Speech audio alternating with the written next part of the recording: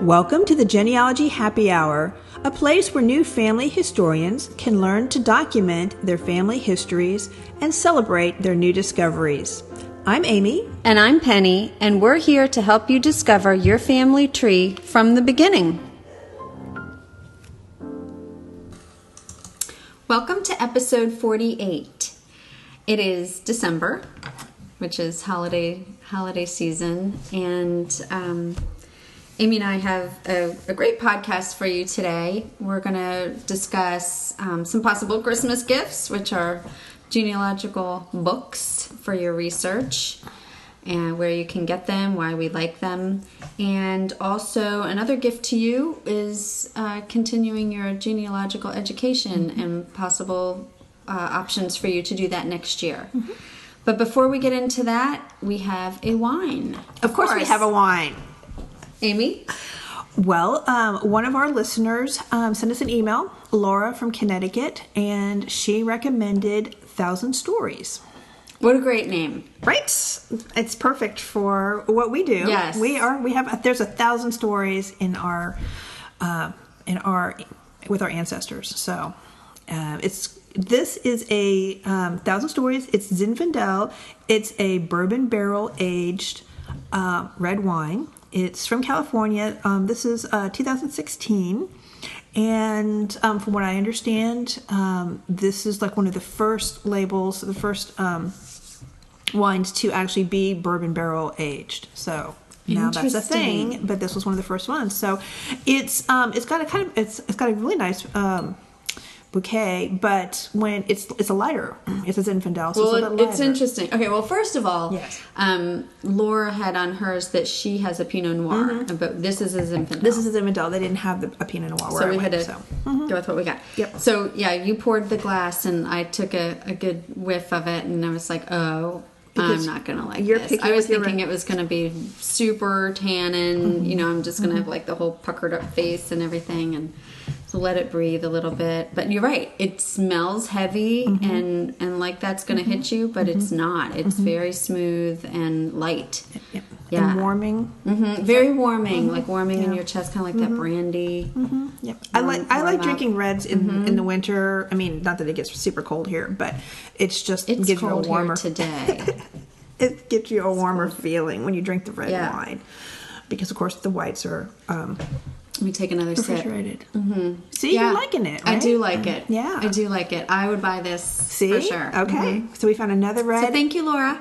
That Penny likes. Yay. Look at me branching out to red. It's very good. So, yes, thank you, Laura, for that recommendation. So, all right, so we're going to talk about Christmas, giving ourselves Christmas gifts, asking others to gift us genealogical things are genealogically useful to us. Yes. So now this is a great time of year to put genealogical books, research books on your Christmas list, or, maybe start thinking about putting some money away to do some continuing education.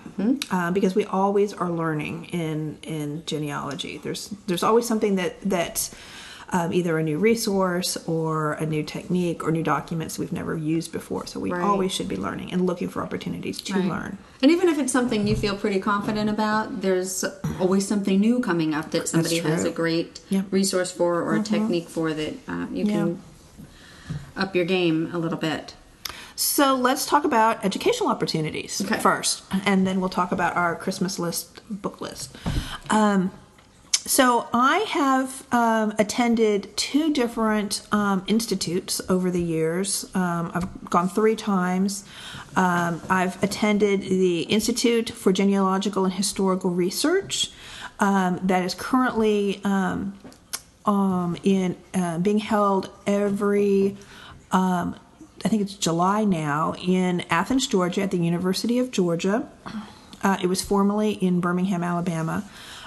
Registration is in February every year, and for all of these institutes, you have to be registering the day of the time that they say, because these fill up so fast. So if you're interested in taking any of these courses, make sure you are there at your computer the day of to register for the classes. So registration's in February, and this is a great opportunity to sit in a small class and have experts in the genealogical field instruct you all week long. And it's not just one person; they bring in other people. So it's always entertaining, but so instructional, and I found it very useful.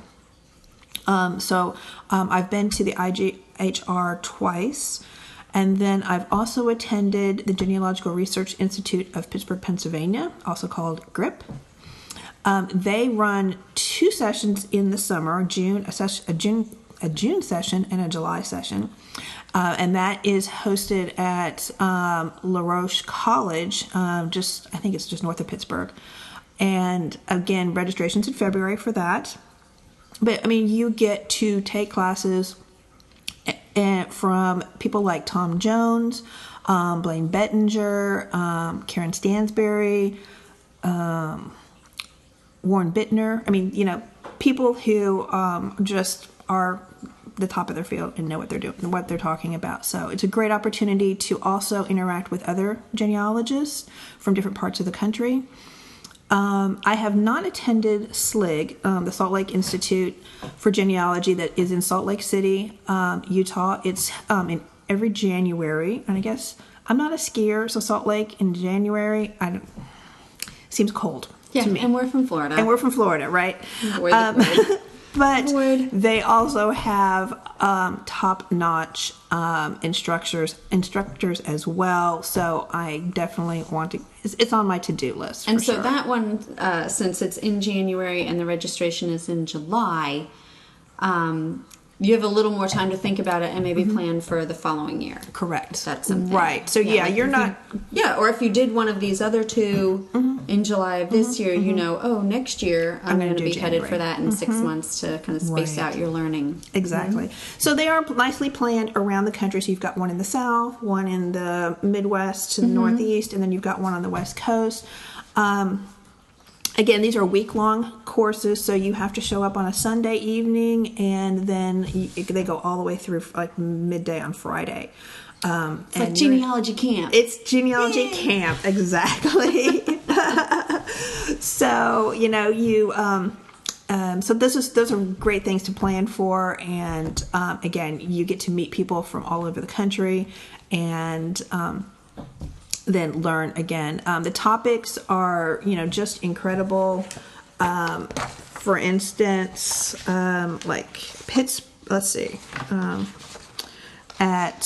in Utah, they're going Settlers in the New World and Immigration to a New Nation, Guide to Treasures Found in the Federal Records. I mean, these are the courses. Early U.S. Church Records, Advanced Research Tools, Land Records. I think we need you should take land records. I think maybe we should both take land records. One of us is good.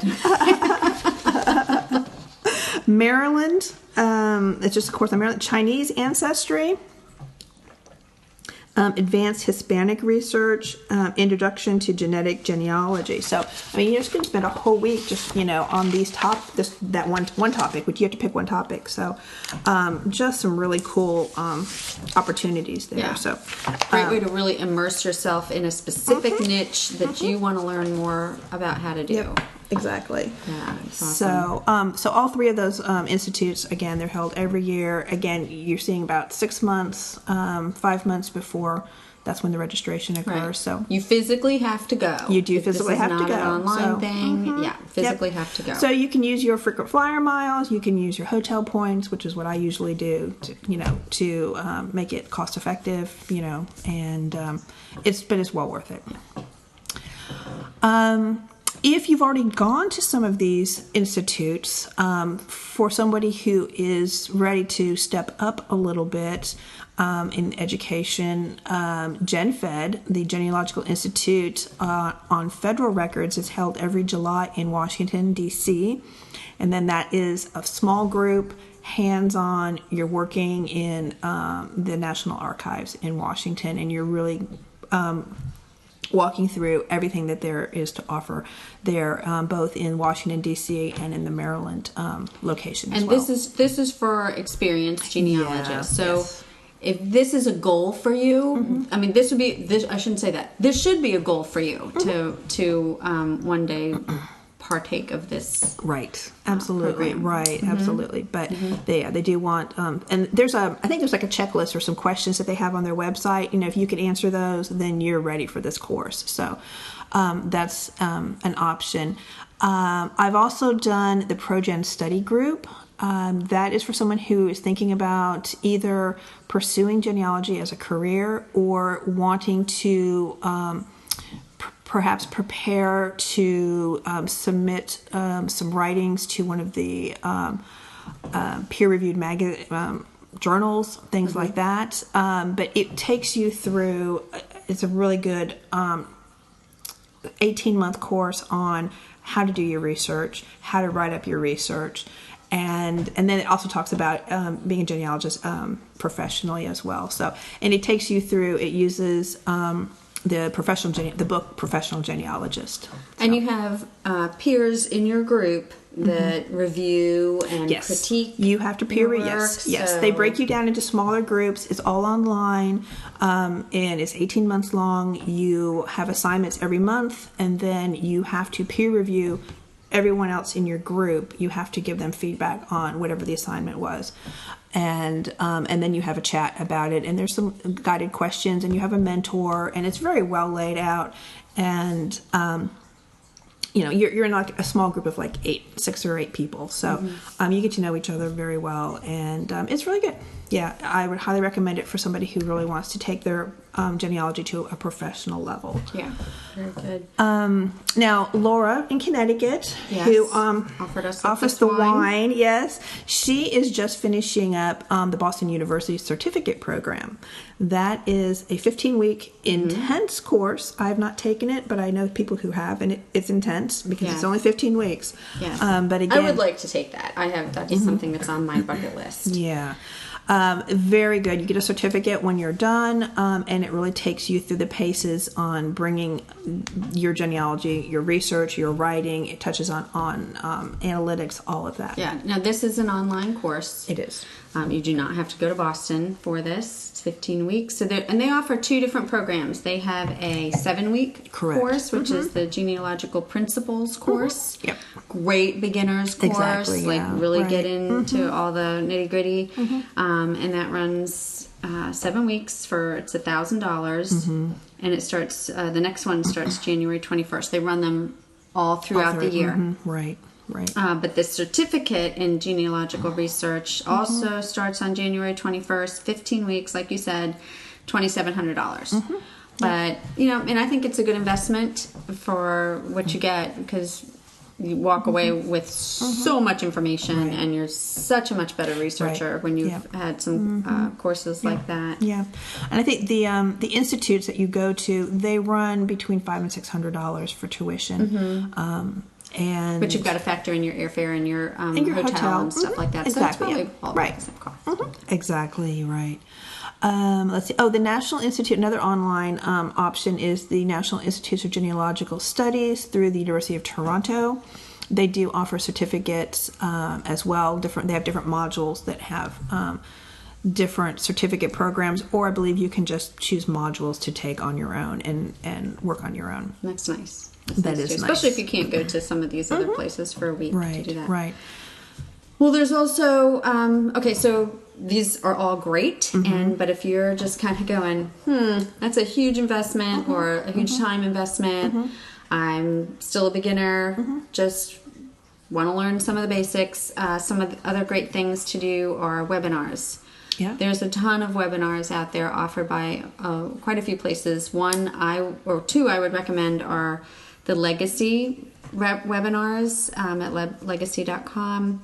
They have, you pay, I can't remember if it's like a yearly fee. I think it's yearly.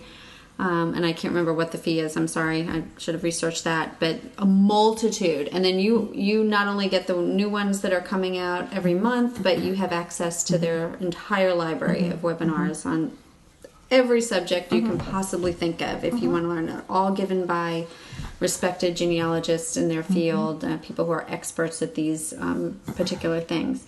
Also, Family Tree Magazine has a lot of courses and webinars, all kinds of things they offer up, and those are also wonderful as well.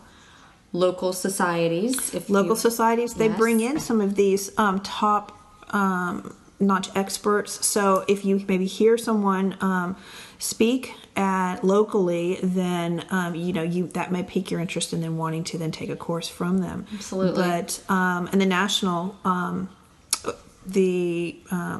national conferences every year Yes. too. I Right. know Southern California has their jamboree, and then there's the national conference every year, and Roots Tech as well. Those are Yeah, so opportunities. there's 3 to- big ones that yeah. happen every year, and not only the big ones, but some of these local societies, Ohio, OGS, They have a nice. they have a big one in Ohio. I think it's in Sandusky this year, or up in that area. They kind of move it around a They little move bit. it around yeah. the state. And they have a lot of the top names come in. There's genealogical cruises that you could go true, on. right. So if you're a cruise fan and you want to get a little learning in, I mean, I seriously have considered it because I was like, oh, that would be really fun. And they cruise at all different places in the world and have a variety of different speakers, depending on what you want to learn or where you want to go. There's something like that for you as well. So a lot of good learning opportunities for next year, and I encourage everyone to really consider taking up some of this. Make it, yes, a New Year's resolution. Yeah, make a choose commitment to something, learn right? something. Watch, locate some webinars that you're interested in. Join the local society or the state society, and participate in whatever educational opportunities they have, or then maybe make a long-term goal to get to one of these institutes. I really like the institutes, and then maybe some online learning too. Yes. Yeah. So I know one of my goals this year is I've got a lot of family history in West Virginia, then Virginia before that, and just trying to focus on that kind of research. So I'm going to be looking for some classes that will help me really learn how to research in Virginia. Yeah. Because I find it difficult. Well, and I need to know it's some difficult from afar sometimes. Yeah, it's yes. difficult, I mean, right, we if you're love not Richmond. We love the Library of Virginia. It's Yes. a wonderful research facility. We've been there several times, Yes. and I just love it there. But how can you research from from afar? afar. Yeah. Right. So Yep. need to expand on that, and all of us, we are constantly needing to learn, and as you do research, you come up with your own tips and tricks, and you share those with others. Right. Sharing is a big thing. That's why it's important, I think, to really get to a conference or get to a local society where you can share ideas and hear what others' brick walls are, or how they overcame those brick walls, or resources that they've experienced that you may have not yet. Yeah. So, All right. So what's on our Christmas list this year Okay, for books? so books. All right. Everybody needs genealogical books. I mean, there's nothing more fun than getting those books. So, Amy, you had a top 10 list. I actually made a top 10 list. I already have all these books. So these are not on my wish list, but these are the books that I would suggest for I reach for, anybody that I needs. use on a weekly Yes. basis, on a monthly basis. So I have made, a lot of, I shouldn't say I have a lot of, I have some of these books as Right. well. We do have, yes. We and have, then I have some different books that you don't have. So, Yep. yeah. So we definitely had some crossover there too. So I made a top 10 list, and then I added one. So I have an 11, my top 11. But I love the Red Book. I mean, I know that a lot of the stuff in there you can find online, but I just like having that book open in front of me where I can see all the counties on the map. I can go to, especially if I'm researching within a certain state, you have the whole state with all the counties right there, and then you have where the dates that all of the different records started. That's so key. Yeah, it's great. Just being able to flip through to that page. Right. Got it. And it's got a lot of tips on what's available, what's not available, and where those resources are. So Not on your top 10 list because it's not a book, but is also important are the NGS guides to states. Yeah. Which have a lot of information yes. by state Yes. in them. Yes, those And are that's like the little books. NGS is National Genealogical Society. Right, those their little guides. books. Yes, those little books are extremely helpful. I love those. Again, when you're, especially like you said, West Virginia, that would be. They don't have for all states. I don't think they have one for West Virginia. West Virginia, though. Yeah. And the Virginia one is fabulous. I've used Right. that one in before. So And that's kind of a good guide for if you are really only researching in one or two places. Maybe you don't need the Red Book because you don't need every state. you just want to focus on something like that. Right. So it takes you through all the different types of records that are available. Right. And But the Red Book comes in handy if you're going to be helping other people, like in your family, like your sister-in-law or somebody who says, "Oh, hey, can you do my family?" And they're from Nebraska or Right. something. Like, I don't know that guide, but I've got the Red Book. I can figure it out. Yeah. Yeah, great place to start. Definitely a great place to start. The professional genealogist, again, if you are wanting to step up your genealogy to a more professional level, more professional writing, if you want to be sharing your research, which Penny and I are always advocating sharing the research, writing up the research and sharing it, because the raw data doesn't mean a lot to people who are not into genealogy, usually the rest of the family. But if you can write up a story, if you can write it up, then that will perhaps attract them. So the professional genealogist, as well as the guide to genealogical writing, both of those are excellent. Numbering your genealogy, again, we have to be able to understand how everyone fits into the family, and numbering your genealogy, you need to do it the right way. Evidence explained, of course, right? That's like the Bible. Citations, yep, how to cite your sources. And it also explains what those sources are and how to analyze the documents as well. Right. Analyzing evidence as well. So that's the first little part of that book is very important. And then you have number 6 on your list is Mastering Genealogical Proof by Thomas Jones. And if y'all have a chance to hear him speak, he's so good. He's great. Yes. He's so good. Yes. But not only that book, but also Mastering Genealogical Documentation is also by him. That's another one that kind of goes hand in hand with that. That's a good one to have as well. Maybe I should put that one. I need to put that one on my Christmas list, actually. There you go. Yeah. We added one to your list. We did. Elements of Genealogical Analysis by Anderson. Black's Law Dictionary. It's nice to have the law dictionary to reference when you're looking at some of the older court records. They're talking about legal terms, and maybe legal terms that are no longer used. So if you can find used a 3rd edition or 4th edition of Black's Law Dictionary, if you get the more current, I think 7 or 8, I don't know what's out there now, you're going to lose some of those older terms. So you want the more the older editions, but that can be very helpful, especially if you're going to be doing court records. Also, another great dictionary is A to Zach, the Dictionary for Genealogists and Historians, and that also has a lot of those older terms. If you're going down, some of the medical terms are in those older medical terms that we don't use anymore. Or if you're looking at a inventory from a probate, and you're like, well, what is this? Because they've got they're using an old term for something or something that we don't use anymore, tools and things like that. You'll be able to find them in and the that's A to Z-A-X. Correct. Zax. Yep. Okay. I think, did we get, and then we talked about the Researcher's Guide. The Guide to Genealogical Writing. The Guide to Genealogical Writing, we talked about that one. So I think that's my 11. Yeah. Okay, so I'm going to throw in a couple Please. On top of that. We haven't talked about DNA on this blog because we're not good at it. We can go follow along. But 2 books, and I have both of these, and I'm working my way through slowly, is The Guide to DNA Testing and Genetic Genealogy by Blaine Bettinger. That is a top-rated book. And along with that is the Genetic Genealogy in Practice by Blaine Bettinger and Debbie Parker. So those kind of go hand in hand. Those are 2 good ones to If you're add interested on in there. DNA and wanting to get into DNA, you have to get those books. Yeah. And I don't know if you mentioned The Source, which is a guidebook to American genealogy by Loretto Dennis Zucks, S-Z-U-C-S.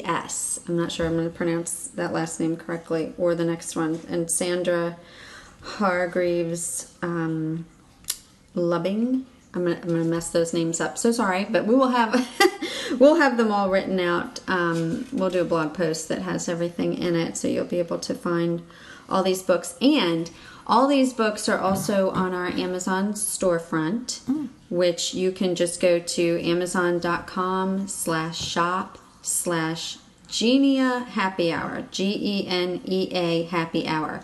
That's what they assigned us. They didn't give us Genealogy Happy Hour. I can't change it. I don't have a. They were like, oh, if you have a YouTube channel. I'm like, I don't have a YouTube channel.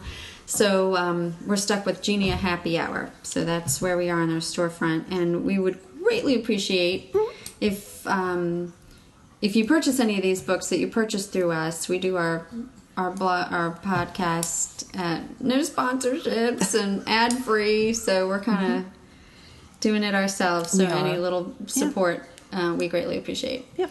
So and we'll have so all of these books are on there. All these books are on there. Yep. And we also have all the genealogical fiction that we like on there too, and some other fiction. All of Nathan Dillon Goodwin's books are on there. Steve Robinson is on there, and there's some new ones that I just discovered that I'm gonna try and add to my wish list. But I threw them up there. And those are great because you're learning on those as well. I mean, when I read any of Nathan's books, I'm always like thinking, oh, what about this? And then you see. What's his name? Morton Ferrier. That he's doing what I'm thinking. I'm thinking how to solve it, just like Morton Ferrier is thinking how to solve the genealogical problem on there. So it really does. Get you thinking. Yeah, they're fun. I'm excited to try a couple new authors just to see what their process is too, and how their characters follow these mysteries, because it's always a mystery, and I love a good mystery. And that's what genealogy is. It's a big mystery. It is. So we have to solve them. Yes, one person at a time. Yes. So we would like to throw out to you Merry Christmas or Happy Holidays for whatever you're celebrating this holiday season. And if you have a book that you have found particularly useful that you would like to share with everybody, please let us know, and we will add it to our list and share it with everyone. Or if you have a great resource for continuing education that we did not mention that needs to be out there, please let us know, and we will promote that as well. Absolutely. So, happy holidays, happy New Year. Until next year. Until next year. Cheers. Thank you for listening. Please email us with any questions or comments at genealogyhappyhour@gmail.com. Visit our website, www.genealogyhappyhour.com, for additional resources, books, and wines. Don't forget to drink responsibly. And never drink around genealogical documents.